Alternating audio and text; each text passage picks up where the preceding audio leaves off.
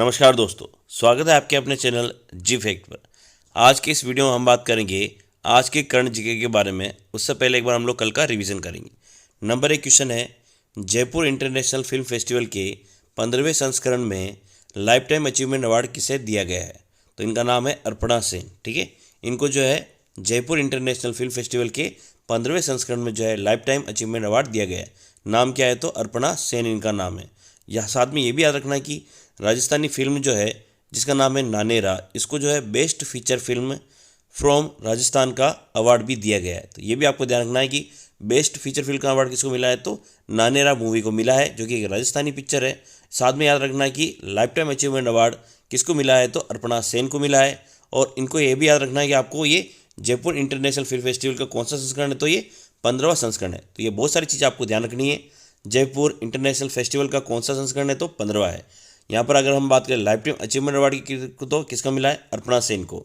अगर हम बात करें बेस्ट फीचर फिल्म की तो किसको मिला है? नानेरा को मिला है। तो ये सारी चीज़ें आपको ध्यान रखनी है। ठीक है, बढ़ते हैं अगली क्वेश्चन की तरफ।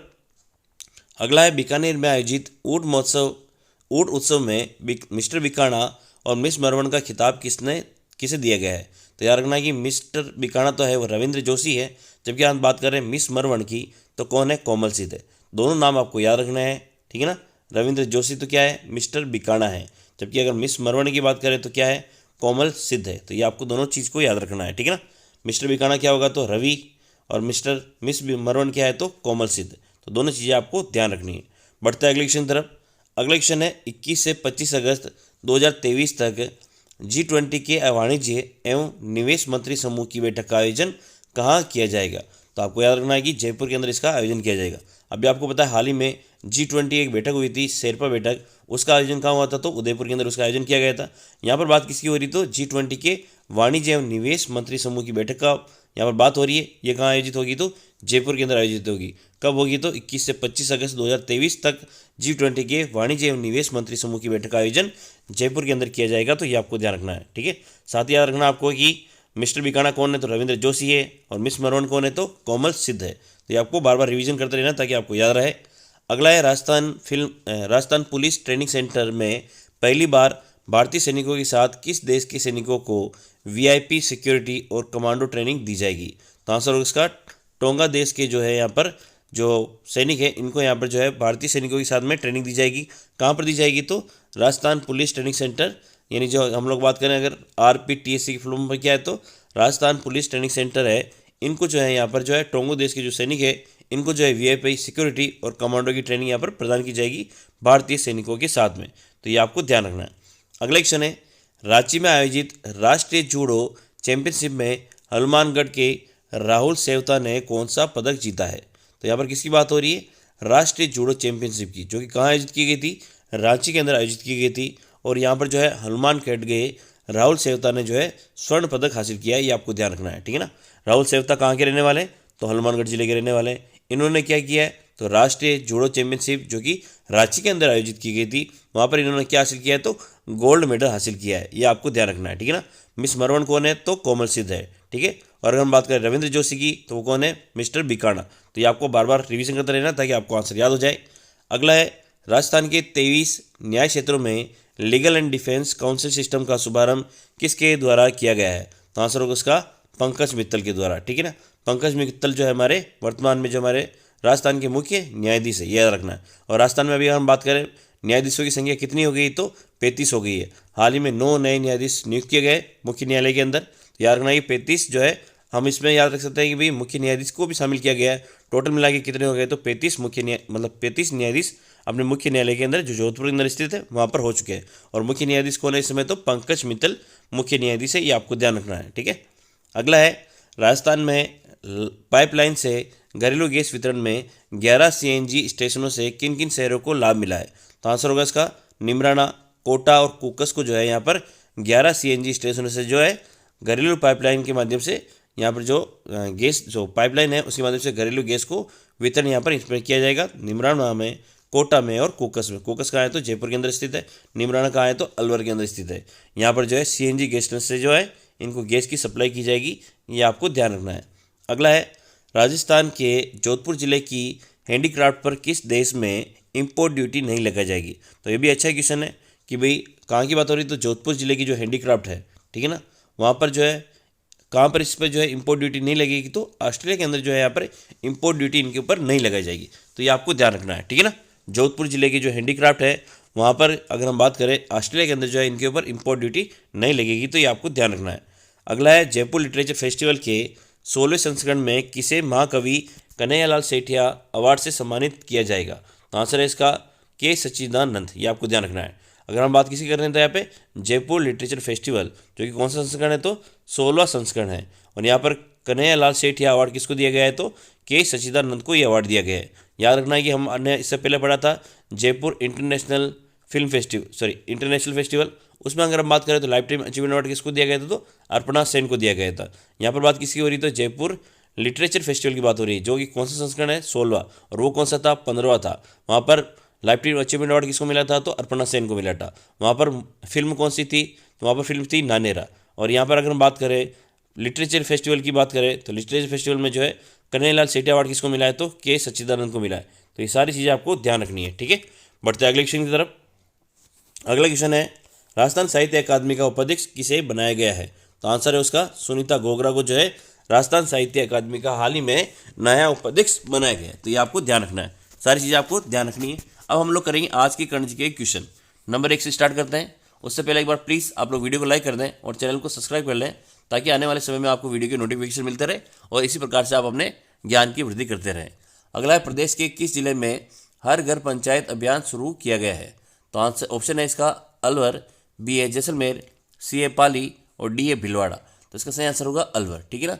यहाँ पर जो है हर घर पंचायत अभियान शुरू किया गया है, ये आपको ध्यान रखना है। हर घर पंचायत अभियान कहाँ शुरू किया गया है, तो अलवर के अंदर शुरू किया गया है, ये आपको ध्यान रखना है, ठीक है। प्रदेश के अलवर जिले में हर घर पंचायत अभियान शुरू किया गया है। इसका शुभारंभकर्ता कौन है, तो टीकाराम जूली है, जो कि हमारे सामाजिक न्याय एवं अधिकारिता मंत्री है। आपको याद रखना है कि हमारे सामाजिक एवं अधिकारिता न्याय मंत्री कौन है, तो याद रखना कौन है, टीकाराम जूली। सामाजिक न्याय एवं अधिकारिता मंत्री है टीकाराम जूली। इन्होंने अलवर जिले के अंदर जो है हर घर पंचायत अभियान शुरू किया है, ये आपको ध्यान रखना है। बढ़ते हैं अगले क्वेश्चन की तरफ। अगला है हाल ही में 13 जनवरी 2023 को प्रदेश में किस जिले में कर्मचारी भविष्य निधि संगठन EPFO के क्षेत्रीय कार्यालय का उद्घाटन किया गया है।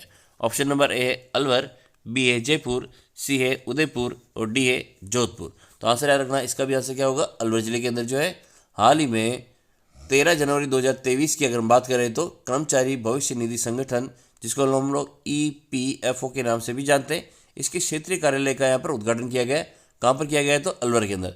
हर घर पंचायत अभियान का उद्घाटन भी कहाँ किया गया है, तो अलवर के अंदर किया गया है। तो दोनों चीज़ें आपको ध्यान रखनी है। उसका उद्घाटन किसने किया था, तो टीकाराम जूली ने किया था। टीकाराम जूली जो है सामाजिक न्याय एवं अधिकारिता मंत्री है, ये आपको ध्यान रखना है। तो सारी चीज़ें आपको रिवीजन करते रहना है, ताकि ये आपको अच्छी तरीके से याद हो जाए। हाल ही में 13 जनवरी 2023 को प्रदेश के अलवर जिले में कर्मचारी भविष्य निधि संगठन के क्षेत्रीय कार्यालय का उद्घाटन किया गया है। इसके उद्घाटनकर्ता कौन है, तो भूपेंद्र यादव है, ठीक है। उसके उद्घाटनकर्ता कौन थे, तो टीकाराम जूली थे, ठीक है। तो आपको बार बार ये पे रिवीजन करते रहना, ताकि आपको याद हो जाए। यहाँ पर बात हो रही है कर्मचारी भविष्य निधि संगठन की, तो इसका क्षेत्रीय कार्यालय का उद्घाटन किया गया है, तो अलवर जिले के अंदर इसका उद्घाटन किया गया 13 जनवरी 2023 को। उद्घाटनकर्ता कौन है, तो श्री भूपेंद्र यादव इसके उद्घाटनकर्ता है, ये आपको ध्यान रखना है। बढ़ते अगले क्वेश्चन की तरफ। अगला है youngest author of the world नाम से विख्यात लाची प्रजापति की बायोग्राफी किसमें प्रकाशित हुई है। ऑप्शन नंबर ए है golden book of the earth, Guinness book, Limca book और इनमें से कोई नहीं। तो इसका सही आंसर होगा गोल्डन बुक ऑफ द अर्थ में जो है इनकी बायोग्राफी प्रकाशित हुई है। नाम क्या है, तो इनका लाची प्रजापति इनका नाम है। इनको याद रखना है किस नाम से जाना जाता है, तो youngest author of the world के नाम से इनको जाना जाता है। नाम क्या है, तो लाची प्रजापति। क्या नाम से जाना जाता है, youngest author of the world के नाम से इनको जाता है, नाम से जाना जाता है लाची प्रजापति, ठीक है। इनकी बायोग्राफी किस में प्रकाशित हुई है, तो गोल्डन बुक ऑफ द अर्थ में इनकी बायोग्राफी प्रकाशित हुई है। तो ये आपको ध्यान रखना है। बढ़ते हैं अगले क्वेश्चन की तरफ, उससे पहले थोड़ी सी इसकी detail. Youngest author of the world नाम से विख्यात लाची प्रजापति की biography golden book of the अर्थ में प्रकाशित हुई है। इन्होंने याद रखना 125 चरी सिर पर रखकर नृत्य करने का रिकॉर्ड भी ये बना चुकी है। तो एक तो यार देखो, इनको किस नाम से जाना जाता है, youngest author of the world के नाम से जाना जाता है। नाम क्या है, तो लाची प्रजापति है। इनको जो है इनकी बायोग्राफी कहाँ पर प्रकाशित हुई है, तो गोल्डन बुक ऑफ द अर्थ में इनकी बायोग्राफी प्रकाशित हुई है। इन्होंने 125 चरी को अपने सिर पर रखकर नृत्य किया है, इसके लिए भी ये जो है वो रिकॉर्ड बना चुकी है, ये आपको ध्यान रखना है। तो ये सारी चीज़ें आपको ध्यान रखना है लाची प्रजापति के बारे में, ठीक है। बढ़ता है अगला क्वेश्चन, दुनिया का सबसे बड़ा रिवर क्रूज गंगा विलास का आइडिया देने वाले और बनाने वाले राजसी का संबंध राज्य के किस जिले से है? ऑप्शन नंबर ए है भरतपुर, बी है जयपुर, सी है बांसवाड़ा और डी है कोटा। तो इसका सही आंसर होगा भरतपुर। दुनिया का सबसे बड़ा रिवर क्रूज अगर बात करें गंगा विलास के जो आइडिया दिया है उसको जो बनाने वाले राजसी का संबंध किससे है? तो ये भरतपुर जिले से है, ये आपको ध्यान रखना है, ठीक है। दुनिया का सबसे बड़ा रिवर क्रूज गंगा विलास का आइडिया देने वाले और बनाने वाले राज सिंह का संबंध राज्य के भरतपुर जिले से है, ठीक है ना। इन्होंने क्या किया है राज सिंह ने? तो राज सिंह ने जो है दुनिया का सबसे बड़ा रिवर क्रूज जिसको हम लोग गंगा विलास के नाम से जानते हैं, इसका आइडिया भी इन्होंने दिया है और इसको बनाया भी इन्होंने है। नाम क्या है? तो राज सिंह। कहाँ के रहने वाले हैं? तो भरतपुर के। इन्होंने क्या किया है? तो रिवर क्रूज जिसको हम लोग गंगा विलास के नाम से जानते हैं, इसका आइडिया भी दिया है और इसको बनाया भी है। याद रखना ये राज सिंह का संबंध कहाँ से है? तो भरतपुर जिले से इसका संबंध है। तो ये सारी चीज़ें आपको ध्यान रखनी है। अगला क्वेश्चन है, राजस्थान का छठा नवनिर्मित नीमच माता रोपवे राज्य के किस जिले में बनकर तैयार हुआ है? ऑप्शन नंबर ए है उदयपुर, बी है डूंगरपुर, सी है बांसवाड़ा और डी है प्रतापगढ़। तो याद रखना उदयपुर के अंदर जो है राजस्थान का हाल ही में छठा नवनिर्मित नीमच माता रोपवे राज्य में बनकर तैयार हो गया है। कहाँ पर तैयार हुआ है? तो उदयपुर के अंदर, याद रखना। वैसे अभी याद रखना ये नीमच माता का मंदिर कहाँ है? तो वो भी उदयपुर के अंदर है। यहाँ पर जो है रोपवे बनाया गया है। तो इंपॉर्टेंट क्वेश्चन हो सकता है कि नीमच माता का मंदिर आपको पूछ लिया जाए, तो याद रखना उदयपुर के अंदर नीमच माता का मंदिर है, जहाँ पर जो है छठा नवनिर्मित जो है अभी हाल ही में रोपवे बनाकर यहाँ पर तैयार कर दिया गया है, ये आपको ध्यान रखना है। राजस्थान का छठा नवनिर्मित नीमच माता रोपवे राज्य के उदयपुर जिले में बनकर तैयार हुआ है, तो ये आपको ध्यान रखना है। अगला है, कक्षा 11 से स्नातकोत्तर के किन समुदाय के बच्चों के लिए उत्तर मैट्रिक छात्रवृत्ति की शुरुआत की गई है? ऑप्शन नंबर ए है मिरासी, बी है भिस्ती, सी है उपरोक्त दोनों, डी है इनमें से कोई नहीं। तो याद रखना इसका सही आंसर होगा उपरोक्त दोनों, ठीक है ना। कक्षा 11 से स्नातकोत्तर यानी अगर हम बात करें पोस्ट ग्रेजुएशन तक की बात करें तो इन समुदाय के बच्चों के लिए जो है उत्तर मैट्रिक छात्रवृत्ति की शुरुआत की गई है। कहाँ से कहाँ तक? तो कक्षा 11 से लेकर कहाँ तक? अगर हम लोग एमए कर ले या एमएससी कर ले या एमकॉम कर लें, यहाँ तक इनको क्या दी जाएगी? उत्तर मैट्रिक छात्रवृत्ति प्रदान की जाएगी। किस किस को दी जाएगी? तो मिरासी और भिस्ती जो होते हैं इनको जो है यहाँ पर उत्तर मैट्रिक छात्रवृत्ति प्रदान की जाएगी। कहाँ से कहाँ तक? तो 11वीं से लेकर एमए तक, यानी पोस्ट ग्रेजुएशन की अगर बात करें, एमए हो गया आपका, चाहे एमएससी कर लो आप लोग, चाहे एमकॉम भी कह सकते हैं हम लोग।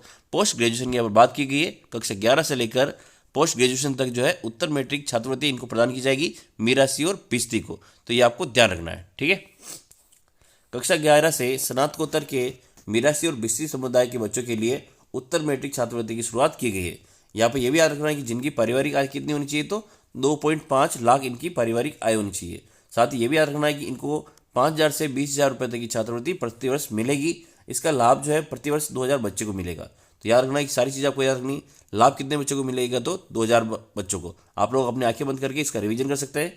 2,000 बच्चों को इसका लाभ मिलेगा। साथ ही याद रखना 5,000 से 20,000 प्रतिवर्ष क्या मिलेगी? छात्रवृत्ति मिलेगी।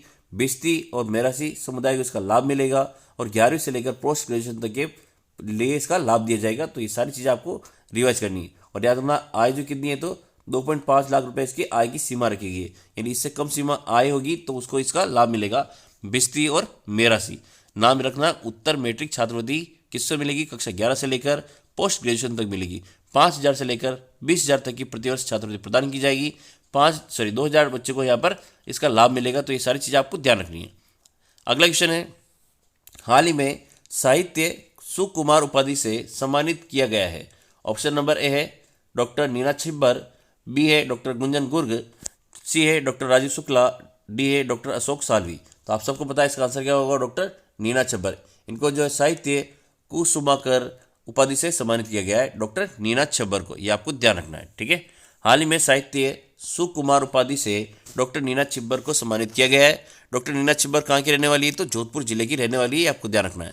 इनको कौन सा पुरस्कार दिया गया है? तो साहित्य कुसुमाकर उपाधि से इनको सम्मानित किया गया। नाम क्या है? डॉक्टर नीना छिब्बर, जो कि कहाँ की रहने वाली है? तो जोधपुर जिले की रहने वाली है, ये आपको ध्यान रखना है। अगला है, हाल ही में राजस्थानी ब्रजभाषा अकादमी का अध्यक्ष किसे मनोनीत किया गया है?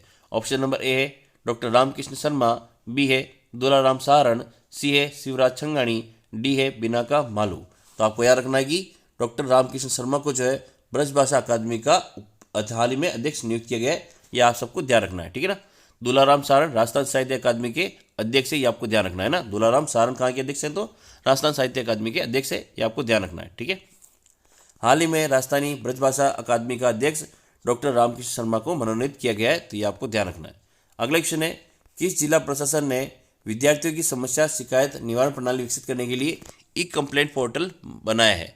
ऑप्शन नंबर है कोटा, बी है बीकानेर, सी है जयपुर और डी है वापस कोटा। तो यहाँ पे याद रखना, ये गलत प्रिंट हो गया यहाँ पे, तो इसका सही आंसर होगा कौन सा हो जाएगा? कोटा इसका सही आंसर हो जाएगा। यहाँ पर याद रखना कि विद्यार्थियों की अगर कोई समस्या है, यानी जो बच्चे बाहर से कोचिंग करने के लिए कोटा के अंदर आते हैं, जो IIT या नीट की जो कोचिंग करते हैं, अगर उनको किसी प्रकार की समस्या है तो वो जो है एक ई कंप्लेंट पोर्टल बनाया गया है कोटा के द्वारा, यहाँ पर जो अपनी शिकायत यहाँ पर रजिस्टर करा सकते हैं ताकि इनका जल्दी से निवारण किया जा सके। तो ये याद रखना किसका है? कोटा के। यहाँ पर अगर बात करें तो ई कंप्लेंट पोर्टल यहाँ पर विकसित किया गया है। यह पोर्टल कोटा में JEE नीट की कोचिंग करने वाले विद्यार्थियों की समस्या के समाधान के लिए बनाया गया है, तो ये आपको ध्यान रखना है। प्लीज़ वीडियो को आप लोग लाइक कर दें और चैनल को सब्सक्राइब कर लें और वीडियो को अपने दोस्तों के साथ जरूर शेयर करें ताकि उनको भी इसका फायदा मिल सके। राजस्व मंडल द्वारा आदर्श तहसील निर्माण कार्यशाला का आयोजन कहाँ किया जाएगा? ऑप्शन नंबर ए है अजमेर, बी है जयपुर, सी है जोधपुर और डी है बीकानेर। तो इसका सही आंसर होगा अजमेर, ठीक है ना। यहाँ पर आदर्श तहसील निर्माण कार्यशाला का आयोजन किया जाएगा और ये आयोजन किसके द्वारा किया जा रहा है? तो राजस्व मंडल के द्वारा इसका आयोजन किया जा रहा है। तो इसका सही आंसर क्या होगा? अजमेर इसका सही आंसर होगा। आदर्श तहसील निर्माण कार्यशाला का आयोजन यहाँ पर किया गया था, तो ये आपको ध्यान रखना है। तो ये तो थे हमारे आज के क्वेश्चन। अब हम लोग करेंगे क्विज के क्वेश्चन। उससे पहले थोड़ी सी जानकारी, राजस्व मंडल द्वारा आदर्श तहसील निर्माण कार्यशाला का आयोजन अजमेर में किया गया था और किया जाएगा, और इसके आयोजन की तारीख क्या है? तो 8 से 10 फरवरी 2023 इसके आयोजन की तारीख है, ये भी आपको ध्यान रखनी है, ठीक है। तो ये तो थे हमारे क्वेश्चन। अब हम लोग करेंगे क्विज के क्वेश्चन, जिसका आंसर आपको कमेंट सेक्शन के अंदर लिखना है और वीडियो को प्लीज़ लाइक कर देना आप लोग। प्रदेश के किस जिले में हर घर पंचायत अभियान शुरू किया गया है? तो आंसर कमेंट सेक्शन में लिखना है। लास्ट में आप वीडियो को लाइक नहीं करते हैं तो प्लीज़ वीडियो को आप लाइक जरूर करें। राजस्थान का छठा नवनिर्मित नीमच माता रोपवे राज्य के किस जिले में बनकर तैयार हुआ है? तो आंसर आपको कमेंट सेक्शन में लिखना है। वीडियो को प्लीज़ लाइक करें। इस वीडियो का लाइक टारगेट रखा है मात्र 50 लाइक, तो प्लीज़ आप लोग 100 लोग इस वीडियो को देखते हैं, कम से कम 50 तो आप लोग इसको लाइक कर ही सकते हैं, तो प्लीज़ लाइक कर देना, चैनल को सब्सक्राइब करना। जय हिंद, जय भारत।